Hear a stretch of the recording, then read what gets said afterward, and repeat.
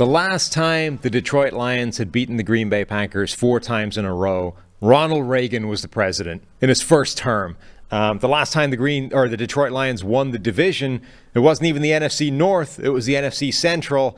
And yet, this is the reality we're staring down after last night's game. Detroit Lions with a statement win against Green Bay. We're going to talk about that, myself, Sam Monson, and Brad Spielberger on. We'll have Vic Troja on later to talk about injuries, or the boo-boo breakdown, as Tyler has named it. How's it going, Brad? Great. Yeah, I think the Lions might finally break that streak and win the NFC North for the first time ever. Yeah, it was a real statement game for them. I mean, obviously, through 3 weeks, Chicago has been a disaster. Minnesota hasn't quite been a disaster, but has lost 3 games as well. So those 2 teams kind of look already out of it. Green Bay had been the team surprising people, I guess, that they might be able to put it up to Detroit, who came into this year as the favorites for the first time since the 90s. And last night kind of said, no. Like the Detroit Lions went out there and said, yeah, look, you've had a nice start to the season, but we're better and we're winning this division, and there's not an awful lot you can do about it. That was a statement win in every way, shape, and form. I mean, we'll get into the pass rush and Jordan Love being under pressure on about 47% of dropbacks. Obviously, some injuries there. But the thing that jumps out to me, and I just tweeted this out, but this Lions run defense was god-awful last year, like the worst in the NFL in many different metrics. Right now, they're first in success rate through week 4, top 10 in EPA per rush allowed. Yes, the game script last night, there was only 12 rushing attempts. I also, Matt LaFleur is awesome, but they ran the first 5 plays out of condensed set 12 personnel. It was like, hey, we're running the football, just so you guys know. But, I mean, they were dominant. I mean, they couldn't get any push whatsoever, and that's been the Lions' run defense all year. Crazy turnaround from dead last to, top 10 in a bunch of metrics. Yeah, we're going to dive right into that. Fall is all about football. It's all about bad weather. That's why Brad looks like he's coming from a dark room right now. But it's also about securing your family's financial future, starting with life insurance. Fabric by Gerber Life makes it quick, easy, and affordable to protect your family so you can get back to enjoying life. Fabric was designed by parents for parents to help you get a high-quality, surprisingly affordable term life insurance policy in less than 10 minutes. Fabric has flexible policies that fit your family and your budget, with quality policies like $1 million in coverage for less than $1 a day.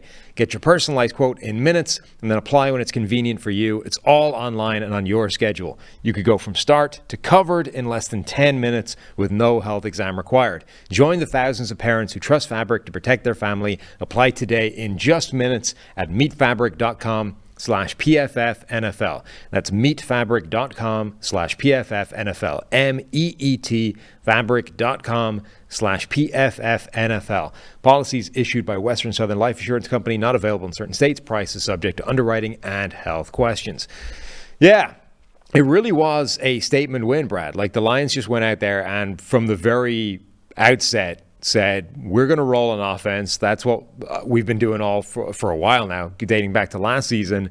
And then Green Bay had no answers. They couldn't do anything on offense. Like, I was tweeting at the time, we're a quarter into this game. I haven't left the couch, and I have as many yards as the Green Bay offense. And that stayed true until like 6 minutes left in the second quarter. They had nothing going on offense, and the Lions just kept putting points on the board.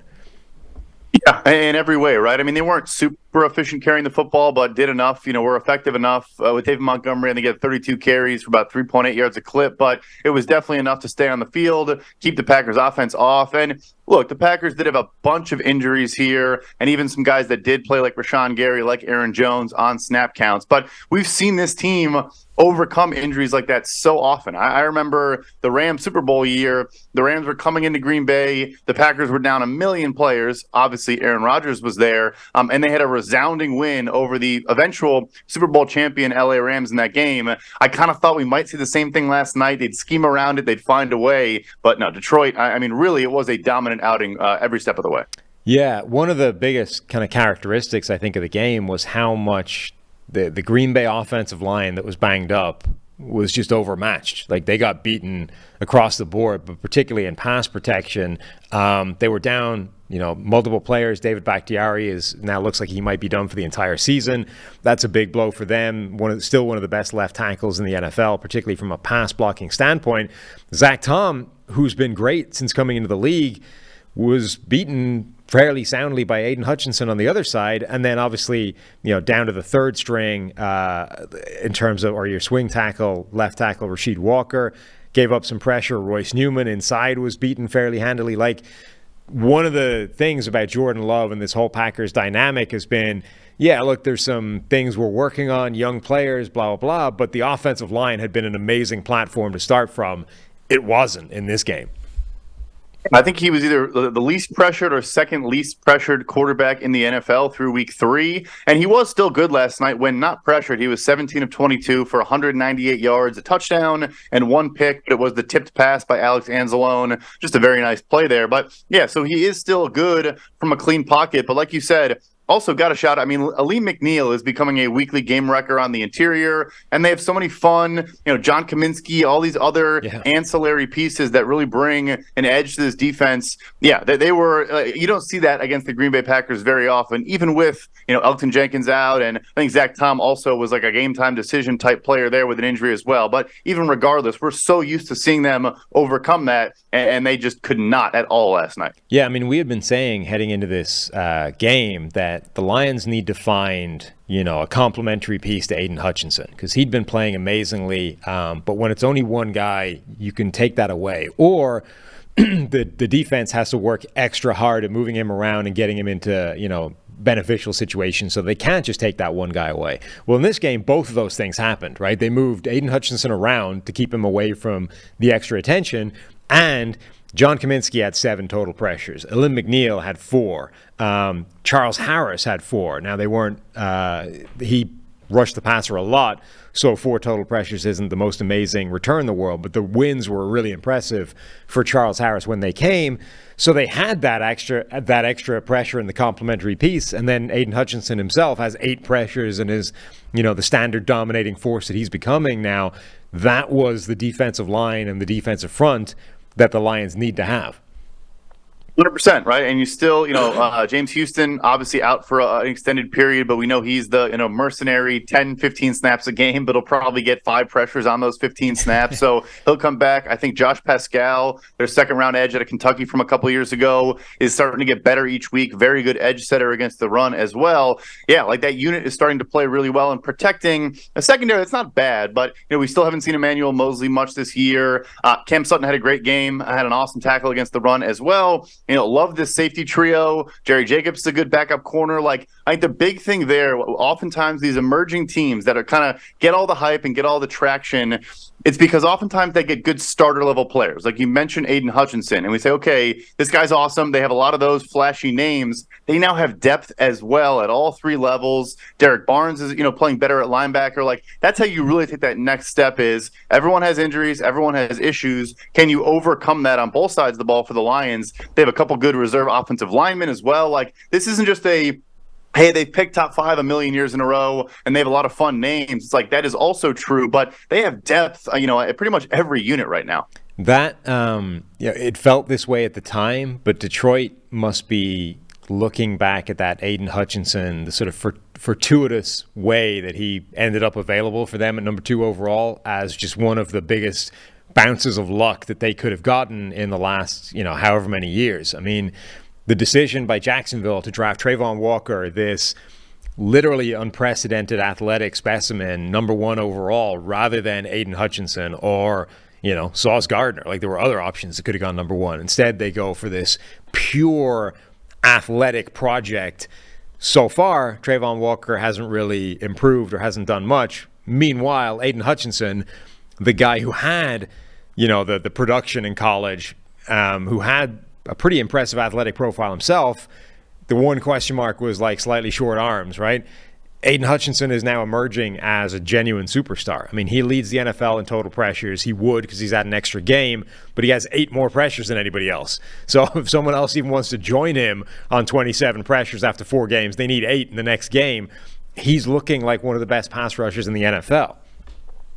I mean, he has now 6 games since last year with 6+ pressures. Kayvon Thibodeau has 1 such game. Trayvon Walker has 0. And obviously, there are it's early. They can develop. I think the big thing for me, too, though, is you take Trayvon Walker, he's probably best at like 4-eye and playing on the interior in Georgia, and you bring him in and he's a stand-up outside linebacker opposite of Josh Allen. And Hutch, they're using him a lot. And you mentioned Royce Newman. That's a massive mismatch. He's kind of the weak link on that offensive line, even when healthy. They're putting Hutch on the interior a bunch, and he's winning a lot of those matchups. So, maybe we see that more from Trayvon Walker. They start moving him on the interior. They lose Arden Key last year, so maybe you start to use him differently. But not only is Hutch like playing much better right now, and yeah, maybe people expected that as a guy who was quote unquote closer to his ceiling coming out of college. I also think he's just gotten significantly better each week in his NFL career. So I don't know if I even agree with that, precedent. But yeah, like the way they're using him is just better than the way Jacksonville is currently using Trayvon Walker. Yeah, I mean, it's probably a double roll of the dice when not only do you need to bank on a guy turning into a good player to match his athletic potential, but you also have a guy that nobody quite knows what to do with him anyway. Like he's not. It's not like he was a prototypical, this is where he plays, and now we just need to get him, meeting his athletic potential. We have a guy who's like, I don't know where he's best suited. Does he actually belong inside? Does he belong on the edge? Honestly, some of his best plays in his career, college and the NFL, have been in coverage. So he's a difficult chess piece to figure out where you even deploy him anyway, and now you need to get him, reaching his athletic potential. The Jags, I think, have their work cut out to turn Trayvon Walker into a very good player, but it's been to Detroit's gain because they get Aiden Hutchinson last year. This year's draft class looks very impressive. Sam Laporta made a couple of really nice plays last night. Also had one that he probably should have caught as well. Brian Branch looks like one of the best players from this entire draft. They got him at 45 overall. You can quibble about position value when it comes to Detroit's draft, but it's difficult to quibble against the players they actually drafted. Yeah, and Brian Branch also ties right back into that same conversation of, look, betting on traits and betting on athletic ability and then molding the player to what you believe at the next level, that is a winning formula for a lot of buildings. Like, we're not saying it's a one or the other, but, Branch was, again, a guy who was a phenomenal player at Alabama, but didn't test particularly well. Then I think that's why he fell down to 45, was kind of a consensus first rounder, I think, before, the underwear Olympics and all those things leading up to the actual draft. And I think now a lot of teams are sitting there saying we probably should have, looked over that a little bit. He has such great instincts. He's such a good player against the run and the pass. And Brad Holmes, the general manager deserves a ton of credit because, particularly in the secondary, you go back to the Rams days as well, his hit rate on secondary players is like unsustainably high. Like, he's really, really, really good at identifying talented secondary players, and that continues. Yeah, the Branch thing was so strange because he had a very wide range of opinions on him. There were people that thought he was a top 10 player in this draft, of which I think I was one of them. I was very, very high on Branch. And then other people that were like, this guy's a second round pick, maximum. Look, he can't run fast. He's got none of the athletic traits you need to play that position. I think he could play any position in the secondary, including wide cornerback, like number one perimeter corner. And he looks fantastic. He had an ankle injury in that game. There were people, some of the medical Twitter guys were like, it's cramp, it's nothing. So hopefully that is the case because it looked pretty ugly when he went down. But he's already looking like a star in the secondary. I think, too, it's cool, and maybe this is just by accident, but you look at the Lions secondary. I know Chauncey Gardner-Johnson's now out, but he can play everywhere. Cameron Sutton can play in the slot and out wide. Brian Branch, like you said, could probably play any position. They have a lot of those flex guys that they can move around, do different things with. Aaron Glenn did that a ton with the New Orleans Saints as well, and it's massively beneficial to their defense because they're utilizing it. Were you surprised how easily this Green Bay Packers defensive front was handled by the Lions? The Packers had been one of these teams. This is a little bit like Arizona and Dallas this week, right? Where the Dallas pass rush had been absolutely annihilating teams for the first couple of weeks, and then they ran into Arizona, and Arizona just bullied them. The Packers had been the next team down from Dallas in terms of just defensive line destruction for the first couple of weeks. And then the Lions just went out there and controlled the line of scrimmage and kind of bullied them. They got, some plays here or there, but this was not what we had seen from the Packers for the first few weeks.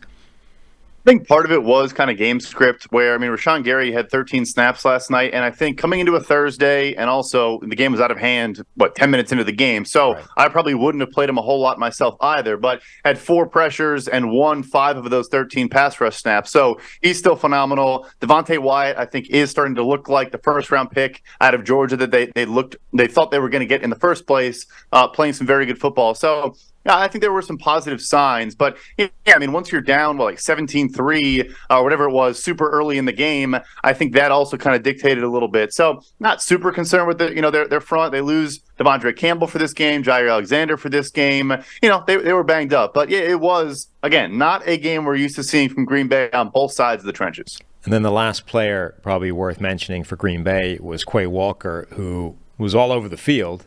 14 tackles, 3 assists, 7 defensive stops, but continues his run of having some of the most bonehead penalties that any player has had since he's come into the NFL, right? This guy's been ejected from games twice for ridiculous things in the past.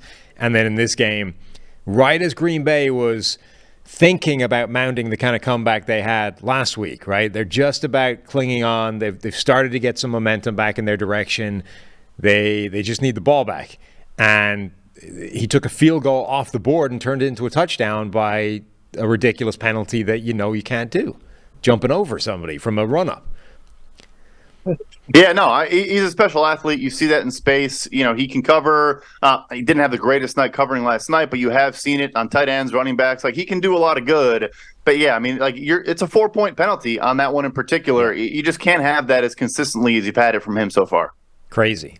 He's a talented player that can't seem to get out of his own way, which is a problem at some point.